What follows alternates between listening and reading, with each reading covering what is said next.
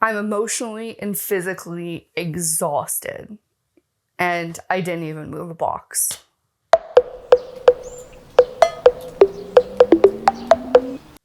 Let's talk about the 3 things we should have done better this time around.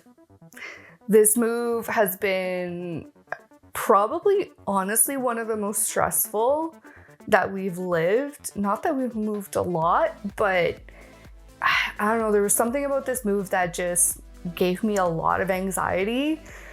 I think moving the cats again was a big part of that, not knowing exactly what the temperature and things were going to be looking like with the winter time. We've never done a winter move ever before. We've always done spring and summer moves. And so we just didn't quite know what to expect. So here are the few things we've learned and information I think you might enjoy knowing if you're planning a winter move or a move with someone that might have some additional challenges. Number 1, hire movers. I get it, it's expensive. I know budgets are tight. I totally understand that. But the reality is when you are a person with disabilities or, have mobility issues and things like that, the reality is it's just not worth the potential injuries, the potential damage you could do to yourself and things like that. And yes, you can have friends and family come over.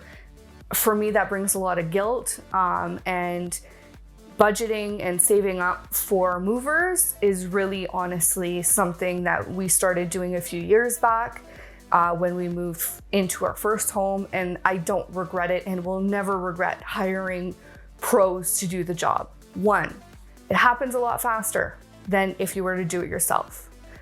2, there's something about the ease of knowing that you put your stuff where it's supposed to be. The movers will do it for you. They'll put it on whichever level you want. All those things are really important and will save you time and energy in the long run. The other thing I'll say is if you can hire packers, if you're someone who has a lot of mobility difficulties like I do, unfortunately, Luke ended up spending most of the last 3 weeks packing, and we didn't really get to do anything else, to be honest, other than pack, because the little time he wasn't packing, he was either caring for me or working. And so it was a really big challenge for us. And so I think something, if we do ever have to move again, that we'll be doing is budgeting some additional funds so that we can hire packers, so that we don't have to be stressed about the process at all from A to Z. Now, costs.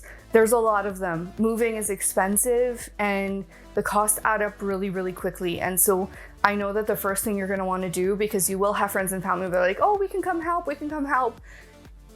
There's other things they can do. They can help you unpack. They can help make sure that things are being processed properly. They can help with you communicating with the moving and or packing company. Have them manage the communication back and forth and then relay that information to you so that you don't have to do all that communication back and forth. There's other ways that friends and family can help. And just them being there, honestly, on the day of the move, or to just be around you to support you through that process is going to be worth way more than them doing the moving for you. So hire a moving company, and if you have the funds, hire a packing company too. We've never hired packers, so I don't really know what the costs are, but here in Canada, we've done a few moves here now, here in Manitoba, and we've spent roughly between $700 to $1,200 on movers, depending on the size of house. We typically move from a 3-bedroom full house, so that's kind of gives you a rough idea if you're within that range of how much it's going to cost you. They usually charge by the hour, and so if you don't use all the time and stuff like that, usually you can reduce the cost a little bit. But please, just do it. Just hire packers.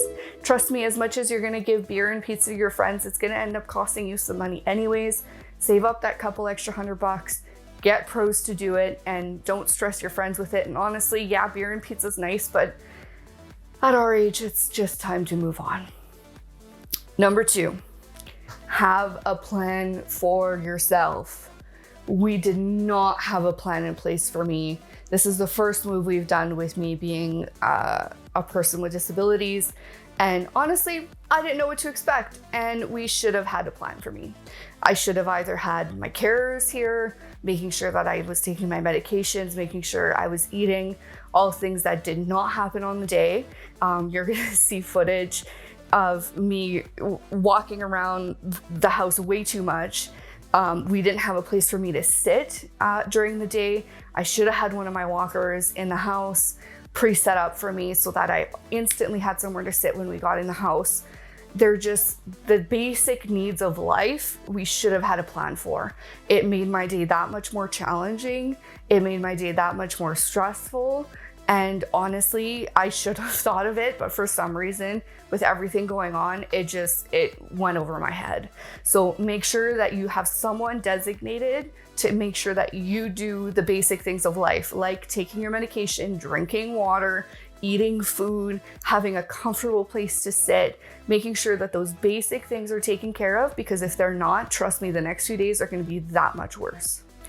Number 3, don't pack your house for the house it was in. Pack your boxes for their new places in your new house. So let's say you've got a storage room and some of those things are going into a new room and then some of it's staying in the storage room into the new house. Make sure that you divide those things. Yes, it will take you a little extra time when you're packing to kind of think through where the new stuff is going to go. But honestly, it's something that would have saved us a lot of time had we just taken a minute, said, okay, this is the master bedroom stuff, because we were honestly living in our master bedroom for quite some time in the old house. We had a lot of random stuff that is not going in our new master bedroom because it's an eighth of the size. And so we should have packed accordingly to make sure that the stuff that was in our master bedroom in the old house, that was either going in the basement or the office or wherever it was going, to make sure that they were in appropriate boxes, because we've spent a lot of time unpacking boxes and realizing it's on the wrong floor. Okay, well that means that Luke is having to move them floors. That's something the movers could have done. It didn't need to be done by us, and had we been just a little bit more organized and spent just a little bit more time sitting down, making a plan of exactly where things are going to go in the new house, I think we could have saved ourselves quite a bit of time. We did do it for the most part, but there's been quite a few of those boxes, and you guys know exactly what those boxes are. They're full of random stuff at the end of a move and at the end of your packing journey, and you're like, just throw it in, we'll deal with it later. Trust me, if you have the time and you can just take a second to rethink that and make sure that you pack, to make sure that it's on at least at a minimum in the right room or in the right floor of your house going into the new home, you will save yourself so much energy in the long run. And a pack is so stressful as it is. And I don't know if you guys can see, but I am so done right now. I'm so tired, and I'm not physically, I'm quite tired, but just emotionally, my brain is just so done right now that I just wish we would have spent that time just a little bit before, so that we could have saved some energy in the long run. Spent a little bit more time relaxing this week. Unfortunately, that has not been a reality, but next time, if it ever has to happen, mental note, it has been taken and now it's on film. So if you aren't packing or planning on moving anytime soon, remember this video, make a mental note, make sure you watch this video again before you move. So till next time, slow roll, and don't forget to take a deep breath.